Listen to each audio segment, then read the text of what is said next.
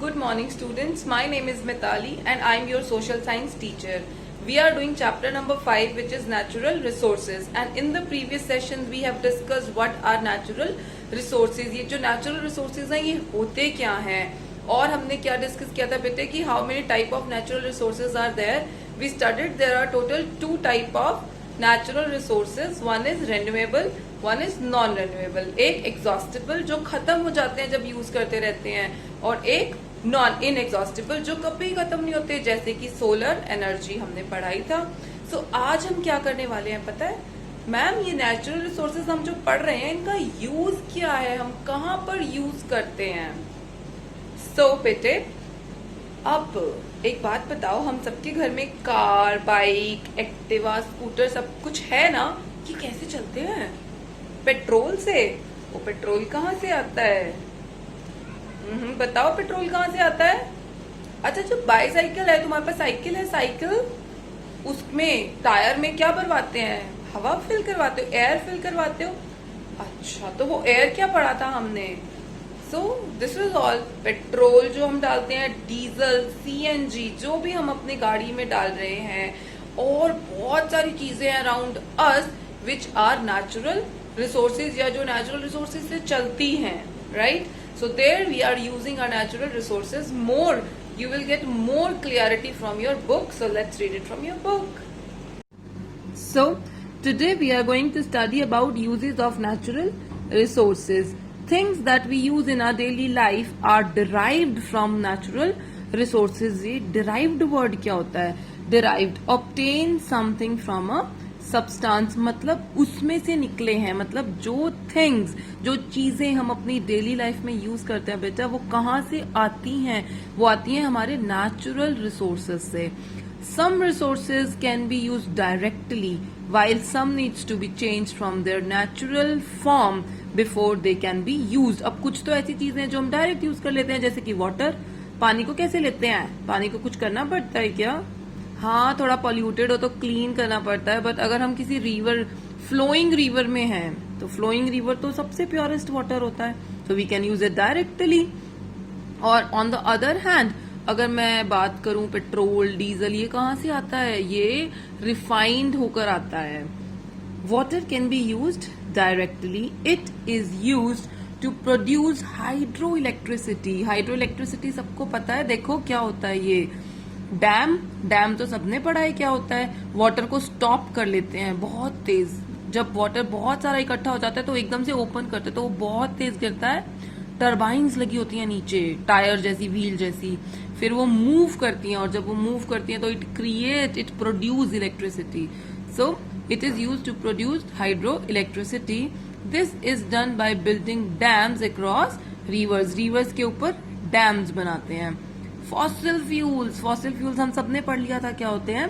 Fossil fuels need to be refined before they can be use. जो fossil fuels हैं, जो हजारों, मतलब मिलियंस ऑफ ईयर के बाद हम लोगों ने नीचे से डग करके निकाले हैं, खोद के निकाले हैं, उसको क्या करना पड़ता है? रिफाइन करना पड़ता है. जैसे कि petrol, kerosene and diesel are obtain from fossil fuels. मतलब एक फ्यूल निकलता है अंदर से, और जिसको बोलते हैं रॉ फॉर्म में होता है वो, उसको हम रिफाइन करते हैं, मतलब उस पर कुछ प्रोसेसिंग करते हैं. What does refine means? Refine means make a substance pure by taking impurities out of it. मतलब उसमें से इम्प्योरिटीज को अलग करके, और जो हमको चाहिए वो सब्सटेंस अब निकाल लेते हैं. सो even minerals need to be separated from their ore before they can be used. अब ore क्या होता है? ore होता है, देखो, a naturally occurring substance from which metals can be obtained. जैसे कि फॉर एग्जाम्पल हम सब लोग गोल्ड पहनते हैं, डायमंड पहनते हैं. क्या गोल्ड ऐसे ही निकलता है नीचे से? नहीं. पता है कैसे निकलता है? वो थोड़ा सा लिक्विडी फॉर्म में होता है. तो जब वो ऊपर लाते हैं हम लोग, तो हम उसकी इम्प्योरिटीज को निकालते हैं, उस पर प्रोसेसिंग करते हैं, and we get it converted into hard gold. फिर जब वो हार्ड हो जाता है थोड़ा सा, फिर हम उसको अपना ज्वेलरी में कन्वर्ट करते हैं. So the same thing is here. Even minerals need to be separated from their ore before they can be used. देखो ये क्या हो रहा है? ये डग कर रहे हैं, नीचे जमीन को खोद रहे हैं और नीचे से क्या निकाल रहे हैं? दिस इज कोल.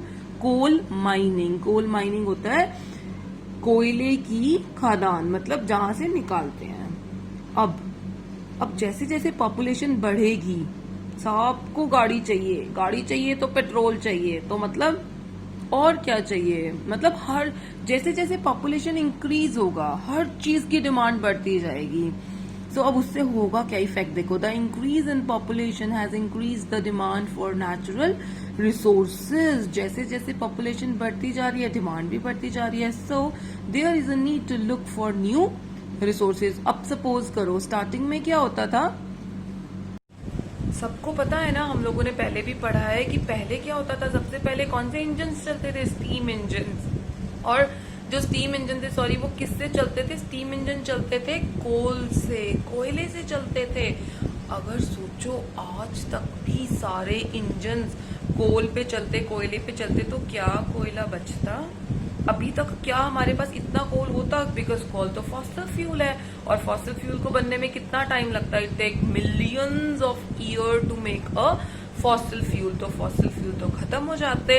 सो इसीलिए अब हम क्या पढ़ रहे हैं, दैट कि the world due to the increase in the population हुआ क्या कि पीपल स्टार्टेड फाइंडिंग अल्टरनेट्स निकालने स्टार्ट कर दिए कि कोयले से ना चला के इंजन और ऐसी क्या चीज हो सकती है जिससे हम अपना इंजन चला सकते हो।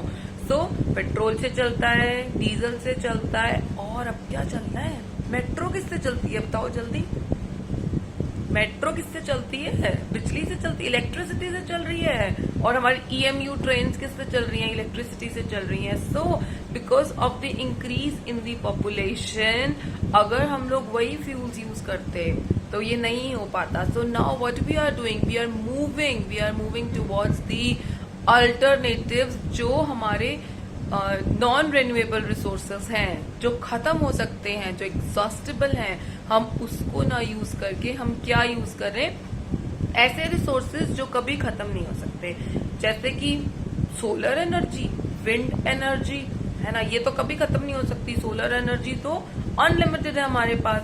सो अगर हम सारा काम सोलर एनर्जी से करने लग जाएं तो तुम्हें क्या लगता है क्या हो जाएगा, world will be totally changed, है ना।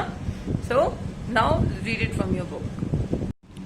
So there is a need to look for new resources. This would help us to conserve means बचा के रखना fossil fuels। अगर हम कुछ नए resources निकाल लें, कुछ alternatives निकाल लें, तो क्या हो जाएंगे, जो हमारे fossil fuels हैं वो क्या हो जाएंगे, कंजर्व हो जाएंगे, सेव हो जाएंगे। देखो, दिस इज पेट्रोलियम एक्सट्रैक्शन सबने पढ़ा है, मुझे पता है क्लास 4 में मैम ने बता दिया था कि जो सी होता है, सी के अंदर जो फिशेज और जो एनिमल्स रहते हैं, जब वो मर जाते हैं, जब प्लांट्स होते हैं सी के अंदर होते हैं ना, बिल्कुल नीचे प्लांट्स, जब वो मर जाते हैं तो वो नीचे दबते चले जाते हैं, इकट्ठे हो जाते हैं, क्यूमुलेट हो जाते हैं, धीरे धीरे it get converted into petroleum. So this is how we take out petroleum under the sea. So the two most important sources of energy include solar and wind energy। as I told you, ये इतने important क्यों हैं, क्योंकि ये खत्म भी नहीं होते। solar energy is used for heating and generating electricity। अभी तो हमको पता है solar energy, solar cooker हमें पता है क्या होता है ना, और हीटर्स आते हैं, solar heaters, and generating electricity. हमारे स्कूल में भी तो देखा है हमने, छत पे एक बहुत बड़ा सोलर प्लांट लगा है, कैसा सा दिखता है, बिल्कुल ऐसा दिखता है, सोलर पैनल लगा है ना हमारे स्कूल में भी। सो ये क्या करता है, ये सन की रेज जब इस पे पड़ती हैं तो जो सन की रेज हैं वो इलेक्ट्रिसिटी में कन्वर्ट हो जाती हैं। और मैम अभी इलेक्ट्रिसिटी यूज कैसे होती है, जैसे हमारे घरों में मीटर से आती है ना इलेक्ट्रिसिटी, बिल्कुल वैसे ही जो सोलर पैनल, ये जो पैनल है, ये जो कन्वर्ट करता है, ये एक बॉक्स में सेव हो जाती है इलेक्ट्रिसिटी, और जब भी हमको यूज करना है हम इसको यूज कर सकते हैं। Scientists are also trying to study how solar energy can be used to power vehicles। मतलब अभी साइंटिस्ट ये भी रिसर्च कर रहे हैं कि कैसे हम सोलर एनर्जी को व्हीकल्स के लिए यूज कर सकते हैं। सोचो हमारी गाड़ियां, हमारी कार्स, हमारी एक्टिवा अगर सोलर एनर्जी पे चलेगी तो कितना मजा आएगा, है ना, पेट्रोल ही नहीं डलवाना पड़ेगा। पैसे भी बच जाएंगे और पेट्रोलियम भी कभी खत्म नहीं होगा। ओके, नेक्स्ट टॉपिक है कि हम कैसे सेव कर सकते हैं, that we will do in the next session. Till then prepare for chapter number 3 as I am going to take the test on Saturday. Bye.